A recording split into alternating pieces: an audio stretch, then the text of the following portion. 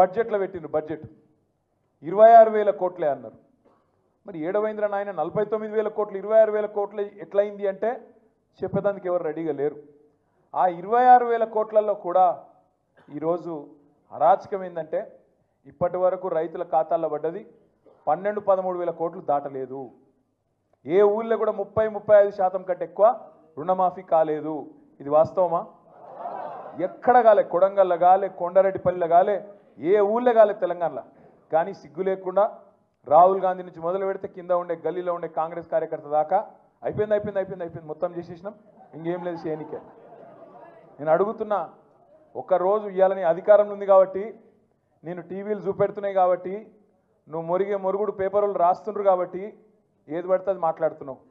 రేపు మళ్ళీ ఓట్ల కోసం రైతుల కాడికి పోయినప్పుడు పంచాయతీ ఎన్నికల్లో, జిల్లా పరిషత్ ఎన్నికల్లో ఇదే రైతులు నీకు బుద్ధి చెప్పరా, బుద్ధి చూపెట్టరా, వాళ్ళ సత్తా చూపెట్టరా అని యాడ్ చేసుకొని అడుగుతా ఉన్నా.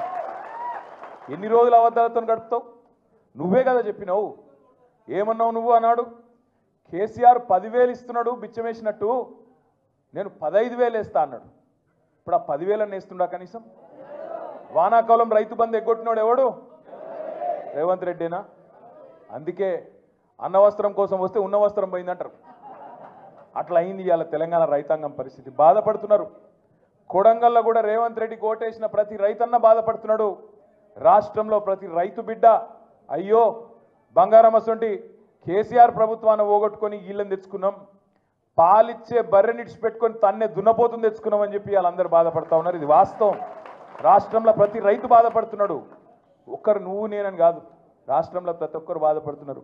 ఇప్పుడు అక్క చెప్పింది, మేము హైదరాబాద్లో ఆడనో ఇన్నో తిరిగేటప్పుడు ఊళ్ళలో పోయేటప్పుడు ఆపి అడుగుతున్నారు.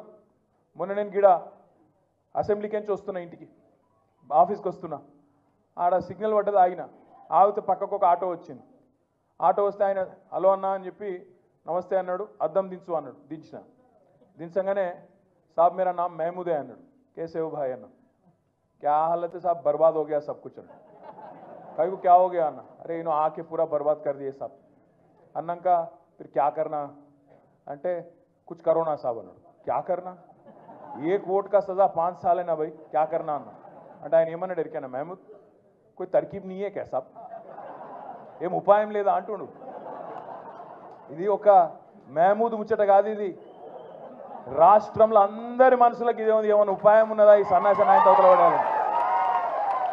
కానీ ఒకటి మాత్రం వాస్తవం, జనరల్గా ఒక 3.5-4 ఏళ్ళకి వస్తుంది కోపం ప్రభుత్వం మీద. పని చేయకపోతే 3 ఏళ్ళు చూస్తారు, 4 ఏళ్ళు చూస్తారు. తెలంగాణ ప్రజలు మంచోళ్ళు, చేస్తాడేమో, ఏమో ఇంకా టైం ఉన్నది కదా, ఇంకా వచ్చే సంవత్సరం చేస్తాడేమో, మళ్ళా బడ్జెట్లో పెడతాడేమో, 6 నెలలకి ఏమైనా చేస్తాడేమో, ఇట్లుంటుంది కథ.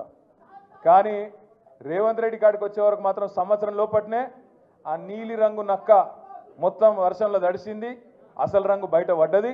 ఎప్పుడు ఈ నక్కను వదిలించుకుందామని తెలంగాణ సమాజం మొత్తం ఇవాళ ఎదురు చూస్తూ ఉన్నది. ఇది వాస్తవం. 1-2 కాదు, ఎన్ని అబద్ధాలు. ఈ 6 గ్యారంటీలు, 420 హామీలు, నేను వాటి గురించి చెప్పా. ఫ్రీ బస్ అన్నాడు, తులం బంగారం అన్నాడు, స్కూటీ అన్నాడు, అన్నాడు, మశానం అన్నాడు, ఏది లేదు, ఉన్నదే పోయింది. ఉన్న రైతు బంధే ఎగ్గొట్టినోడు కొత్త ఏమని ఇస్తాడా? ఇవాళ ఊరికి అమ్మతోడు చెప్తున్నా, ఇంకొకడు అయితే ఇంకొకడు రేషం ఉన్న మనిషి అయితే ప్రజలు తిట్టే తిట్లకు ఎప్పుడో చచ్చిపోతుండే. రేవంత్ రెడ్డి కాబట్టి బతుకున్నాడు. పురాగా సిగ్గు తప్పినోడు, పురాగా ఇజ్జత్ లేనోడు కాబట్టి బతుకుతున్నాడు. కానీ ఇంకోడైతే ఎప్పుడన్నా ఆయన ఓ బకెట్లో నీళ్లు పోసుకొని ఆయన నీళ్ళలో దుంగి చచ్చిపోతున్నాడు. అరే రామ, ఏం తిట్టుడు అది?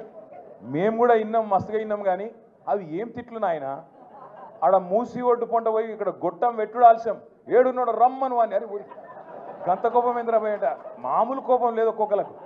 రమ్మను, ఇప్పుడు ఇక్కడ రమ్మను దమ్ముంటే. నిజంగా చెప్తున్నా, రేవంత్ రెడ్డి గారు కెమెరాలో చూస్తున్నావు, ఇక్కడ పోలీసు వాళ్ళు కూడా ఉన్నారు, నీ వాళ్ళు నాకు ఎరికే.